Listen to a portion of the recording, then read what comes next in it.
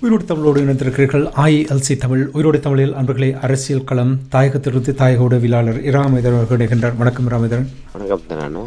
அன்பர்களுக்கு முன்னேற வணக்கம். இன்றைய அரசியல் கள நிகழ்ச்சியில் தமிழர்கள் தொடர்பாக கொழும்பில் நடந்த ஒரு சம்பவம் தொடர்பாக பார்ப்போம். தமிழ் சட்டத்தரணிகள் சங்கம் கூடி தமிழ் அரசியல்வாதிகளுக்கு அழைப்பினை விடுத்து கலந்துரையாடல் ஒன்று நடைபெற்றிருக்கின்றது. இந்த கலந்துரையாடலுடைய முக்கிய நோக்கம் ஒன்று சேர்ந்து செயல்படுவதற்கு என்று அந்த தொனிப்பொருள் தான் உரையாடப்பட்டது போல் தெரிகின்றது. இந்த கலந்துரையாடலில் யார் யார் பங்கெடுத்தார்கள், இதனுடைய பின்னணியில் யார் இதை முழுமையாக ஒழுங்கு செய்தார்கள் என்ற விடயங்களை உங்களுடைய உறவுகளோடு பகிர்ந்து கொள்வீர்களா? நிச்சயமான உண்மையில் கொழும்பை தளமாக கொண்டு செயல்பட்டு வருகின்ற தமிழ் சட்டத்தரணியர் சங்கத்தினுடைய ஏற்பாட்டில் இந்த ஒரு ஒற்றுமை முயற்சி முன்னெடுக்கப்பட்டிருக்கின்றது.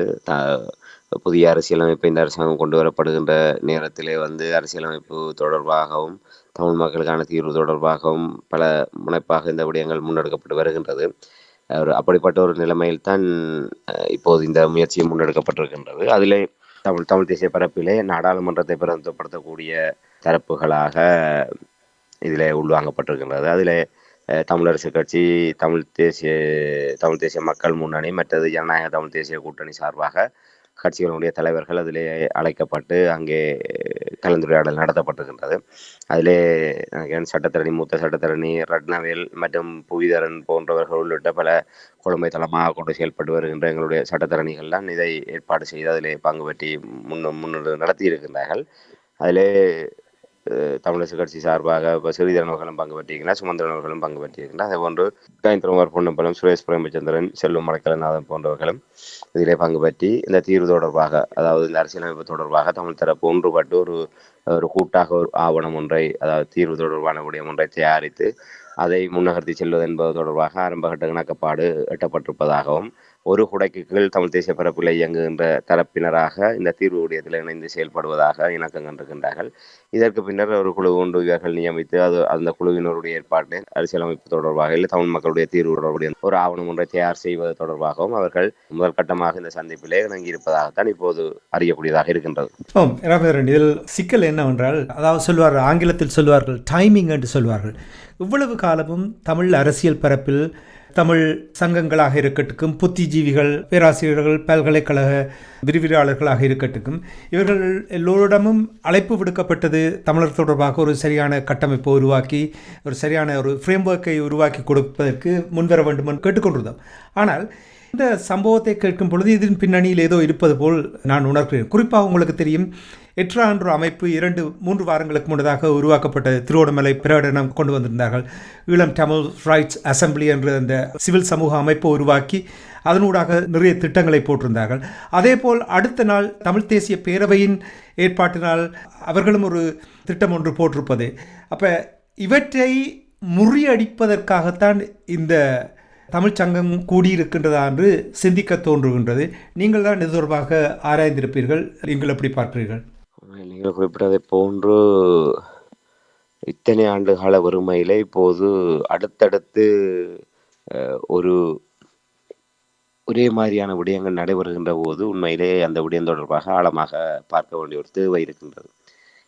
உண்மையிலே இதிலே நீங்கள் குறிப்பிட்டதை போன்ற எட்ரா மற்றும் தமிழ் தேசிய பேரவை மற்றும் தமிழ் சட்டத்தரணிகள் சங்கம், அந்த 3 தரப்பினருடைய அந்த விடயங்களை எல்லாம் நாங்கள் பார்க்கின்ற போது என்னை பொறுத்தவரையிலே நான் இதுக்கு ஏதாவது ஒரு அரசியல் பின்னணி இருக்குமோ என்றுதான் சிந்திக்க தோன்றுகின்றேன். என்று சொன்னால் இந்த ஒன்று எட்ரா என்பது சுயாதீனமாக ஒரு புலம்பெயர் தரப்பினருடைய ஒரு நேரடியான பங்கு பற்றுதலோடு தாயகத்தில் இருக்கக்கூடிய சிவில் அமைப்புகளை ஒருங்கிணைத்து முன்னெடுக்கக்கூடிய ஒரு தரப்பாக இருக்கும். அது உண்மையிலே ஒரு சரியாக நேர்மையாக முன்னெடுக்கக்கூடிய ஒரு முன்னெடுப்பாக பார்க்க முடியும் அதனுடைய பின்னணிகளை நாங்கள் நோக்குகின்ற போது. அது ஒரு பக்கம் இருக்க, தமிழ் தேசிய மக்கள் முன்னணி, அதாவது தமிழ் தேசிய பேரவையினுடைய ஏற்பாட்டில் இதற்கான ஒரு முயற்சி கடந்த 15ஆம் தேதி முன்னெடுக்கப்பட்டது.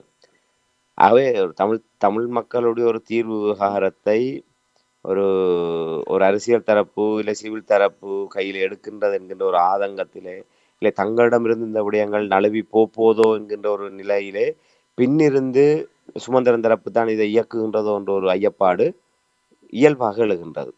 நிச்சயமாக இந்த முன்னெடுப்புக்கு பின்னால் அவர்கள் இருக்கின்றார்கள் என்று நாங்கள் உறுதியாக கூறக்கூடிய எந்த காரண காரியங்களையும் நாங்கள் இதுவரை அறியக்கூடியதாக இல்லை. இருந்தாலும் ஒரு முன்னெடுப்பு, ஒரு வெறுமையிலே ஒரு விடயத்தை முன்னெடுப்பது என்பது வேறு விடயம். ஒரு குறுகிய காலத்துக்குள்ளாக அந்த விடயங்கள் முன்னெடுக்கப்படுகின்ற போது அதற்கு போட்டியாக இன்னொரு விடயத்தை நாங்கள் முன்கொண்டு செல்வதென்பது ஐயப்பாட்டை ஏற்படுத்தக்கூடிய ஒன்று. எல்லோருமே ஒரு விடயத்தை தான் நாங்கள் முன்னெடுக்கின்றோம் என்று சொன்னால், அது ஒரு நேர்மையாக முன்னெடுக்கப்படுகின்ற, இலக்கிலே நேர்மையாக இருக்கக்கூடிய ஒரு விடயம் என்று சொன்னால், அதுக்கு பின்னாலே நின்று அணி சேர்ப்பதுதான் பலமான விடயம்.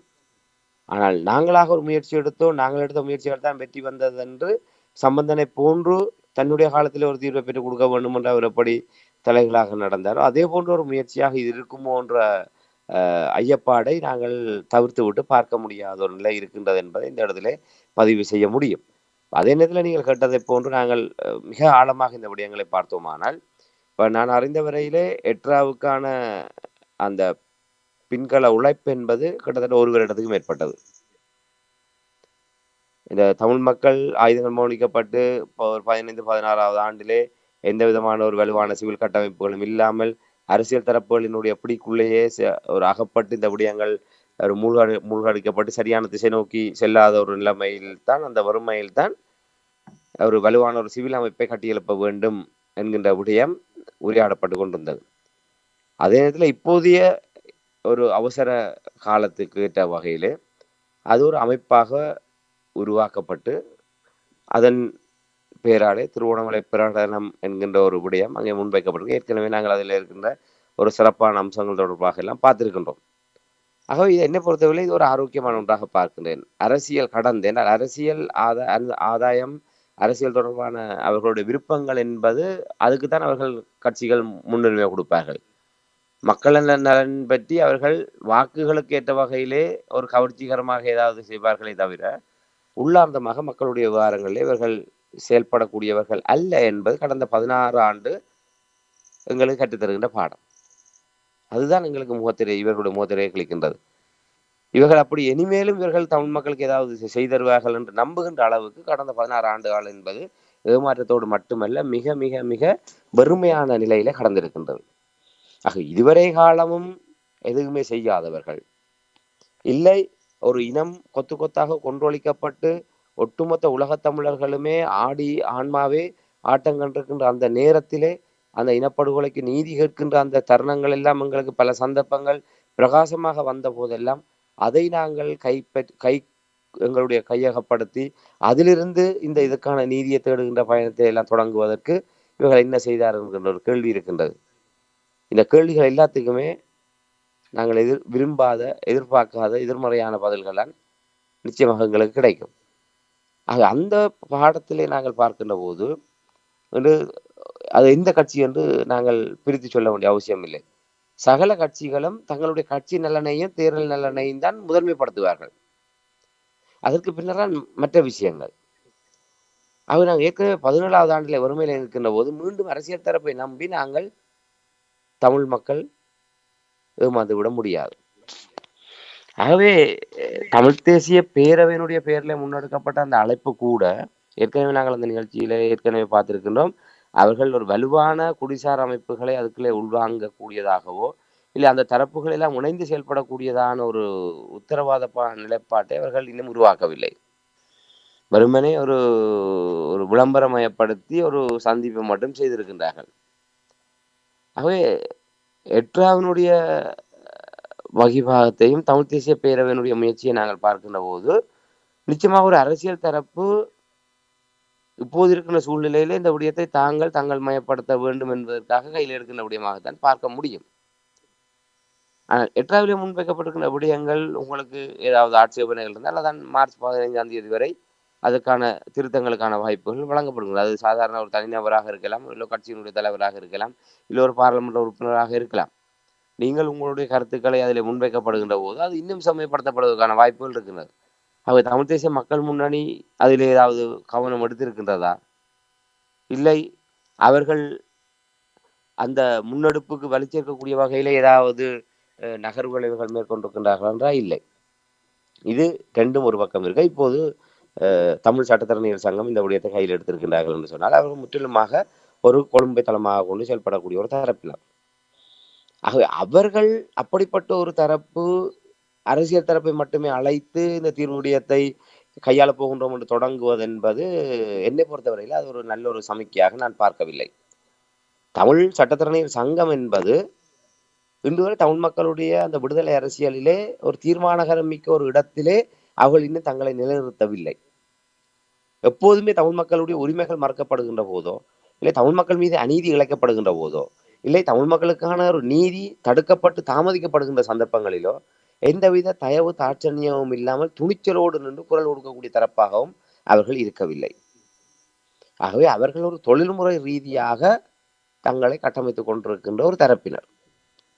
ஆகவே அவர்கள் தமிழ் மக்களுடைய தலைவிதியை தீர்மானிக்கின்ற ஒரு முயற்சியிலே நடுநாயகமாக இருப்பது என்பது எவ்வளவு தூரம் சால பொருத்தம் என்பது நாங்கள் ஒரு கேள்வி உள்ளாக்க வேண்டிய ஒரு விடயமாக இருக்கின்றது.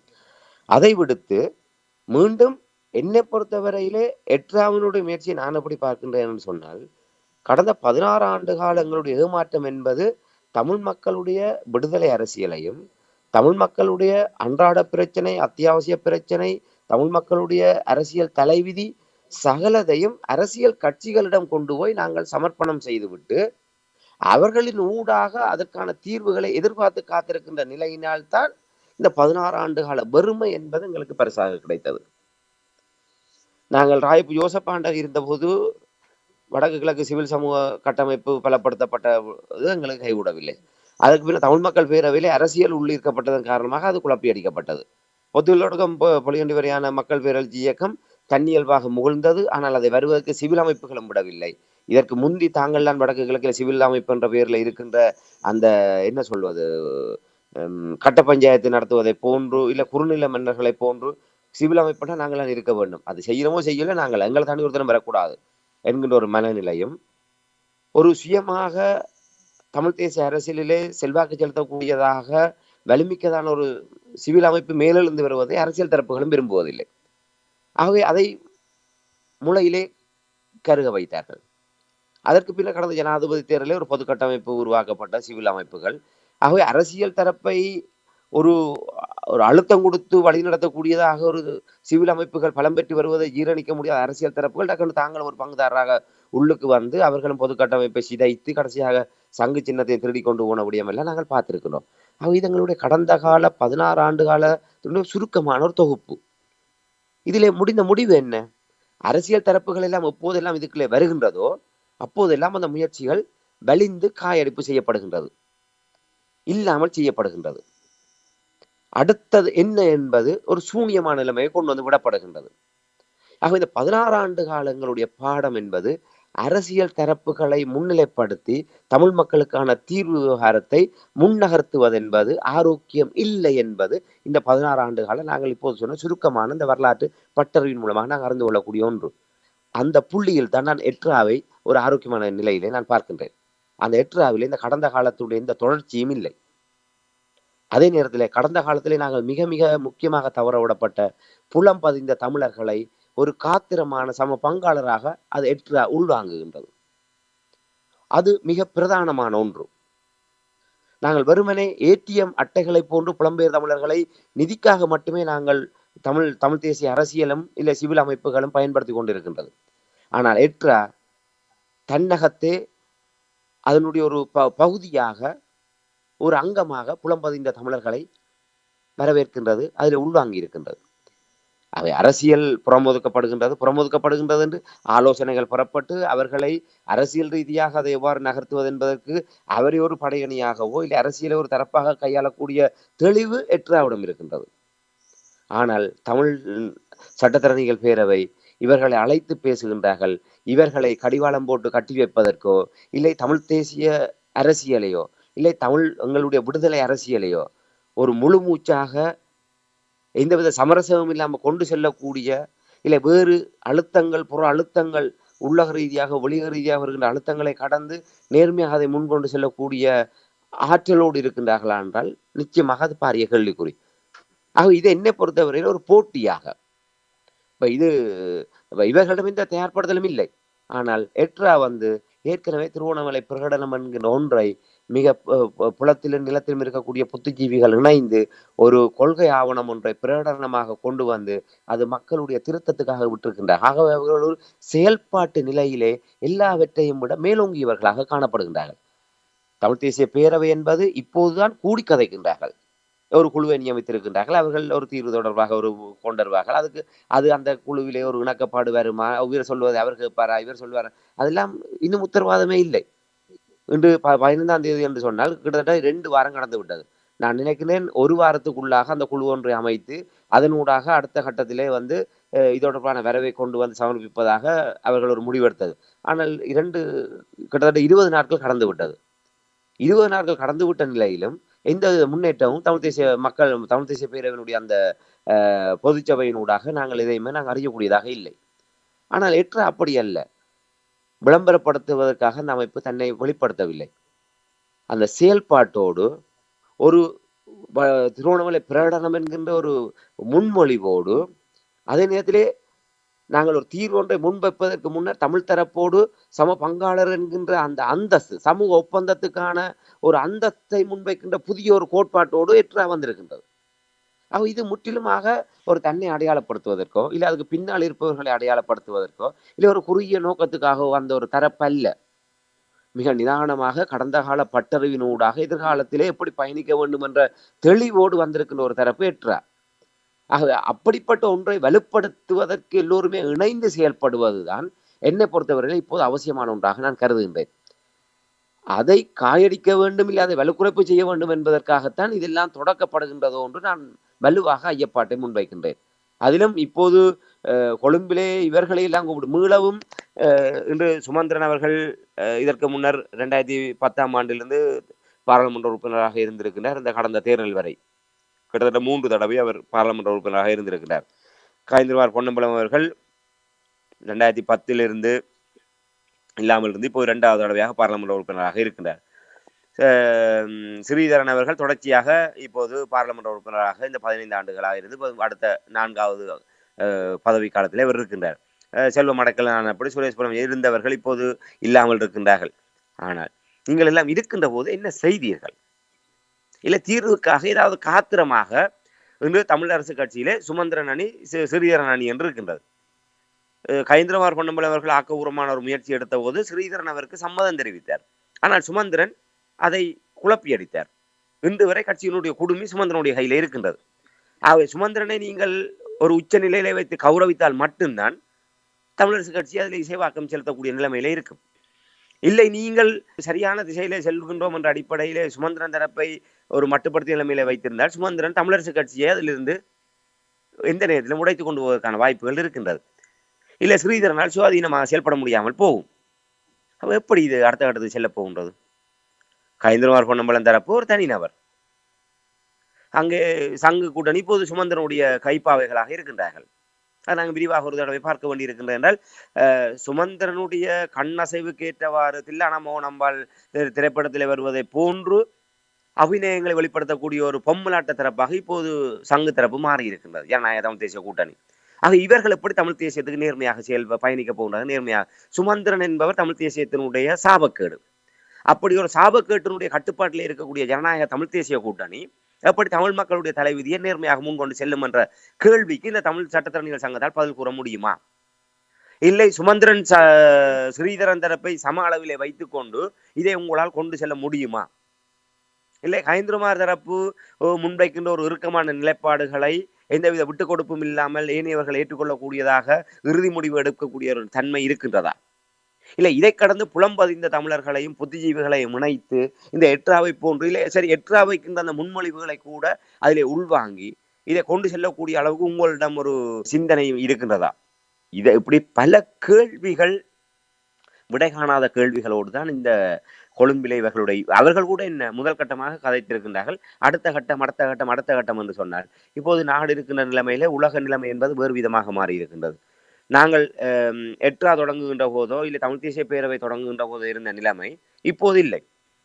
இன்று அந்த உலக யுத்தத்தினுடைய பிரதிபலிப்பு இலங்கையிலே பிரதிபலிக்க தொடங்கி இருக்கின்றது.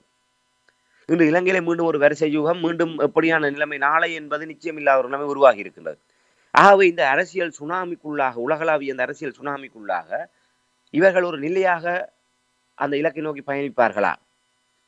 இல்லை. இவர்கள் அடுத்தடுத்த கூடி கூடி கதைச்சு தான் முடிவெடுக்க போயிடும். அப்ப கூடி கூடி கதைக்கிற எல்லாருமே எதிரெதிர் துருவங்கள். ஒரு முதல்ல நாங்கள் ஒரு இணக்கப்பாட்டுல இருக்கோம். சும்மா ஒற்றுமை என்றது நாங்கள் எப்போதெல்லாம் பலவீனம் அடைஞ்சு போறோமோ, எப்போதெல்லாம் எங்கள் மீது எதிர்மறையான விமர்சனங்கள் வருகின்றதோ அப்போதெல்லாம் ஒற்றுமை கோஷத்தை முன்வைத்து, இல்லை நாங்களாக ஒற்றுமை கோஷத்தை முன்பவும், இல்லை எங்களை பினாமியில கொண்டு ஒற்றுமை கோஷத்தை முன்வைத்து நாங்கள் எங்களை புனிதர்களாகி கொண்டு போவோம். அப்படியான ஒரு முயற்சியாக இது இருந்துவிடக் கூடாது என்கின்ற அக்கறையோட நாங்கள் இப்படியான கேள்விகளை எல்லாம் எழுப்புறோம். ஏன்னா 16 ஆண்டு முடிய 17வது ஆண்டுல திருப்பவும் ஒரு விஷப்பரீட்சையோ இல்லை நீங்கள் பழகி பார்க்கறதுக்கான ஒரு சந்தர்ப்பமாக தமிழ் மக்களை நாங்கள் பலி கொடுக்க முடியாது. நாங்கள் கடந்து செல்கின்ற ஒவ்வொரு நொடி பொழுது மிக மிக முக்கியமான ஒன்று. ஏற்கனவே முள்ளிவாய்க்கால் என்பது எங்களுக்கு அந்த நொடிப்பொழுது, அடுத்த நொடிப்பொழுதே எங்களுக்கான நீதி கிடைத்திருக்க வேண்டும். தாமதிக்கப்படுகின்ற நீதி தடுக்கப்படுகின்ற நீதிக்கு சமன். ஆகவே 17 ஆண்டுகளாக தமிழ் மக்களுக்கான நீதி தடுக்கப்பட்டு வருகின்றது. ஆகவே தடுக்கப்பட்டு வருகின்ற நீதியை பெற்றுக் கொடுப்பதற்கு வக்கில்லாத இவர்கள் எல்லாம் இந்த நாடாளுமன்ற உறுப்புரிமையை வைத்துக் கொண்டோ இல்லை இன்ன அமைப்புகளை வைத்துக் கொண்டோ அதுக்கான ஒரு துள்ளியளவு முயற்சியை எடுப்பதற்கு வக்கற்றவர்கள் இப்போது 16 வருஷ நித்திரை கழிந்து கும்பகர்ணனை போன்று இப்போது நாங்கள் இப்போதான் எல்லாம் நித்திரை முடிஞ்சு வந்து நாங்கள் எல்லாம் கூடி கதைச்சிருக்கோம், ஒரு கதைச்சி போட்டு நாங்கள் தீர்வு தொடர நடவடிக்கை எடுக்கிறோம்னு சொன்னால் கண்ணை மூடிக்கொண்டு நாங்கள் போறது தமிழ் மக்கள் ஏமாளிகள் அல்ல.